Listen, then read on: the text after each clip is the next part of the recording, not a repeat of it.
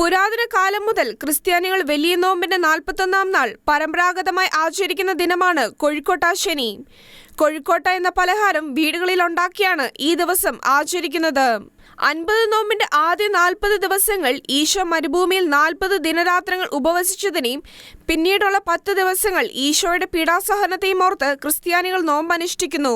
കർത്താവ് 40 ദിവസങ്ങൾക്ക് ശേഷം ഉപവാസം അവസാനിപ്പിച്ചതിനെ ഓർത്ത് ക്രൈസ്തവർ 41-ാം ദിവസം കൊഴുക്കോട്ട എന്ന മധുരപലഹാരമുണ്ടാക്കി ഭക്ഷിച്ച് ആദ്യഘട്ട നോമ്പ് പൂർത്തിയാക്കി. പിന്നീടുള്ള 10 ദിവസം കർത്താവിന്റെ പീഡാനുഭവത്തെ ഓർത്ത് അതുവരെ അനുഷ്ഠിച്ചു വന്ന നോമ്പിന്റെ തീഷ്ണത ഒട്ടും കുറയ്ക്കാതെ 2ാം ഘട്ട നോമ്പിലേക്ക് പ്രവേശിക്കുന്നു.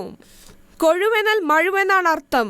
കൊഴു ഭൂമിയെ പിളർന്ന് ചിതറിക്കുന്നത് പോലെ പാതാളവാതിക്കൽ അവരുടെ അസ്ഥികൾ ചിതറിക്കപ്പെട്ടു എന്ന 141-ാം സങ്കീർത്തനത്തിലെ വാചകം അനുസ്മരിച്ചുകൊണ്ട് നോമ്പിനെ മുറിക്കാൻ ഉപയോഗിക്കുന്ന എന്ന അർത്ഥത്തിലാണ് കൊഴുക്കോട്ട എന്ന ഈ പലഹാരത്തിന് പേരുണ്ടായത്.